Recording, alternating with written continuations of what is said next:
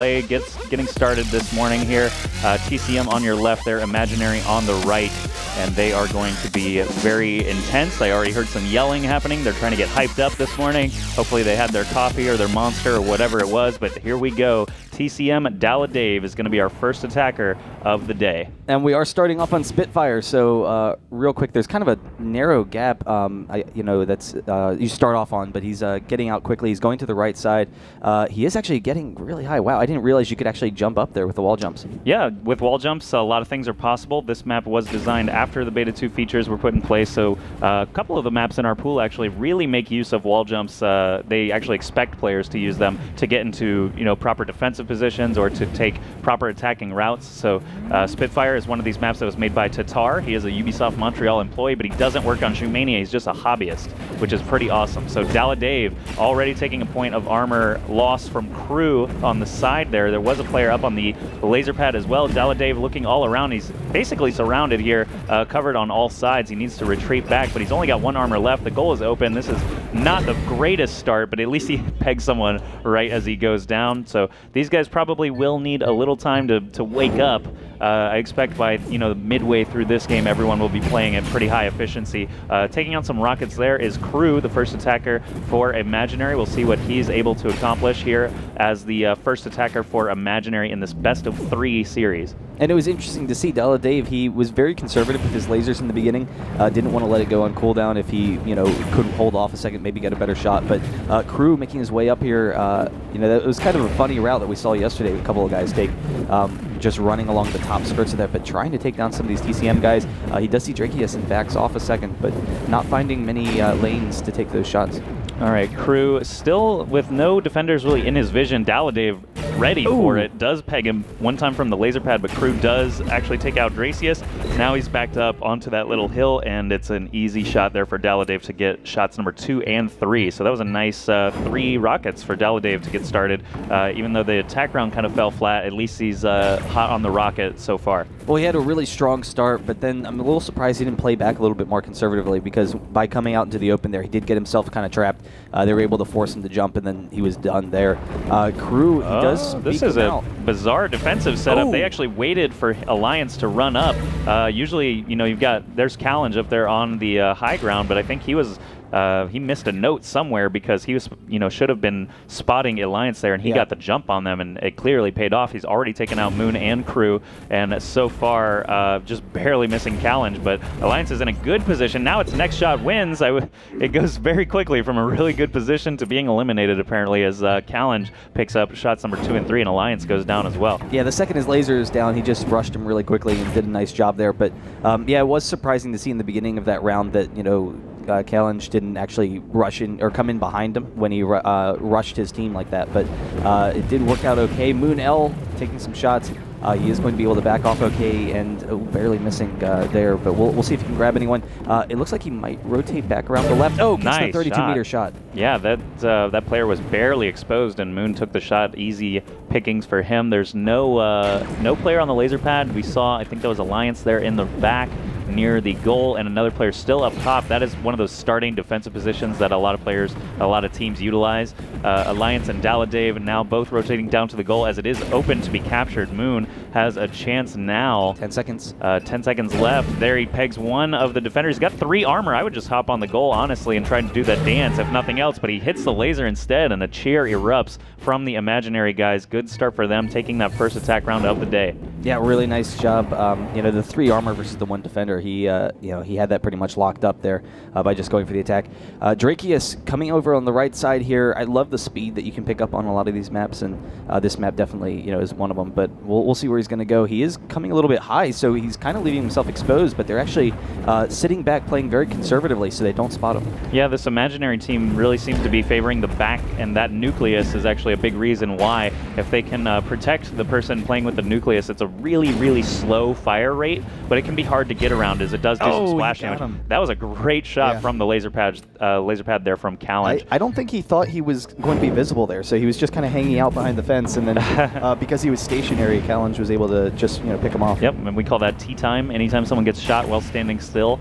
So hopefully we don't see too many more of those. Challenge trying to break into this much more frontal defensive posture from TCM. You can see they're playing both of those fences as I think Tatar probably intended when he placed them there. It seems like the most popular or maybe the safest defensive positions to start with are going to be these two fences here out in front because they are L fences. You can rotate around them pretty easily. This one's actually a double fence. Ooh, coming to the and left. this high ground or laser pad are really the option for the third player. So Daladave is actually taking a little bit of a different route. It's you know, we've seen a lot of right side shenanigans. He was spotted by Moon L way in the back there. So now Daladave has been discovered, and this is the reason why players favor the right side. You're going uphill, and it can be a little bit difficult as players have an open shot down at you, but you don't really have a clear shot up at them. And Daladave already taking out one defender, 1 centimeter miss from that second shot. Very, very close there. I do want to mention Daladave is actually playing with a brand new mouse this event. The mouse that he was using is not actually compatible with the operating system and all the setup that we have at the event, so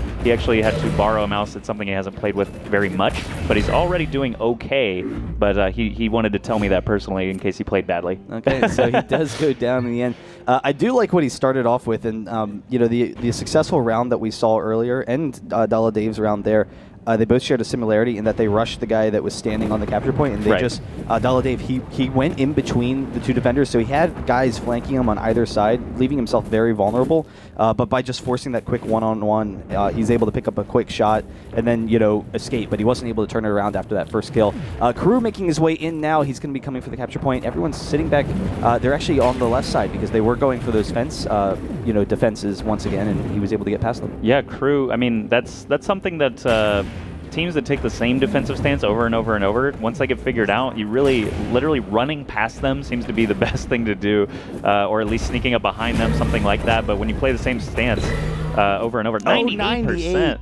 Goodness gracious, that was a really heartbreaker there for Imaginary, even though they do have the lead 1-0. But getting back to my point, if you play the same defensive stance over and over, the other team is going to figure it out. We saw it a couple of times yesterday. Colwyn was playing the same strat over and over against Mono. They figured it out, found a way to sneak around and force them to change so that they wouldn't get taken advantage of. So I imagine that both TCM and Imaginary are going to come up with some new stances by the end of this game because they're getting figured out. All right, nice turnaround shot there from Alliance, trying to pick someone off.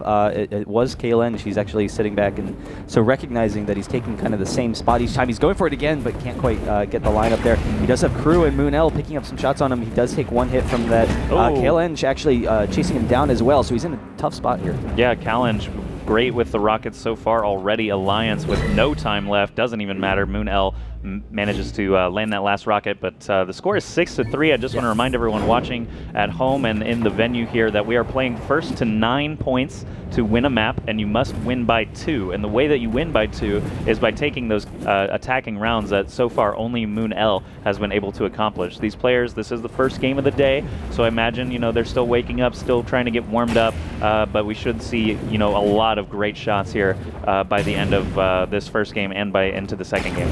Oh, picks up a rocket there. Moon does back off to the left side, but we'll see what he can take here. He does spot off a guy. He isn't able to grab him around the side. I think, was he just hit by a laser maybe from Alliance? I think so, yeah. Alliance was up. No, it looked like Alliance actually just snagged him from way far in the back. Yeah, just a lucky spam. Sometimes you get those, and sometimes you can peek out. That's the benefit of having a rocket. You can just set it and forget it, launch it out, hope it hits somebody, and Red wins the turn there. TCM, once again, defending admirably. It looks like Moon L actually has the most defensive rockets on the team and that single attacking round, so great start from him this morning. He doesn't need to warm up at all. Dracius up to attack now for TCM. Well, this is the beginning of the 3 attacking rounds that TCM has in order to come back in this. They need to pick up one of the next 3, assuming they can, you know, win on their defensive rounds as well. So Drake is starting it off, and we'll see what he can do. He does pull back to the front, so, you know, kind of taking a standard position. 43-meter hit onto Moon L, actually. So really great start there, and he's going to pull back around to the right and see if he can grab anyone else.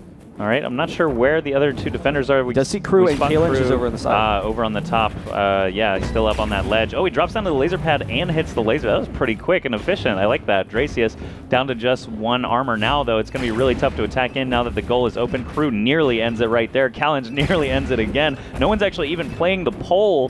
Finally, Kalinj does rotate forward, but 5 seconds left. I don't think Dracius has much shot. There it is. And Imaginary again, yelling. I love to see the energy from these guys. Go ahead and watch their player cam. They're actually in the bottom left of your screen. Every time they get a successful attack or defense round, they let out a yell. It's really fun to watch. But Challenge up on the attack once more. They're up 7-4, so that's a pretty stout lead. Of course, one attack round from TCM could flip this on its head. Shot. Amazing shot. Very quick reaction there to seeing that defender.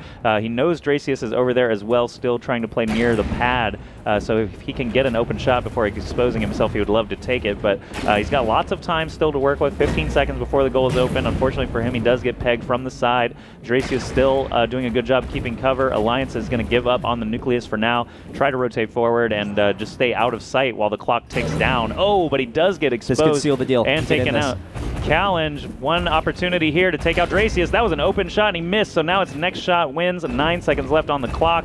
He can capture the goal, but he takes the shot. You see the yell again in that bottom left of your screen. 8-4 is the score. TCM has to win out every single round now, or they will lose this first map. Yeah, this map's basically over at this point, but Dave going to make his best effort to, get that momentum boost back in their favor. Dave makes his way to the right, see if he can grab anyone. TCM all playing very defensively. Moonell almost getting picked off as he's peeking out over the top there, and then Dave going to turn back. He does know that Kalenge is over by that laser pad. That's where he's been holding off most of the time. So we'll see if he actually rushes anyone. Yeah, stranger things have happened. I have seen a 1-8 comeback before and win 10-8. So, Dave, TCM, these guys, they're not chumps. They're going to, try their best, and they certainly have the capability to come back. But Dave, nope, not going to happen this morning. 9-4 is the score of our first game. You can see the imaginary guys celebrating there. I'm sure TCM will do a little bit of a powwow over on the other side, trying to figure out what they can do. There you can see the obvious frustration. I love the player cams. That's like one of the great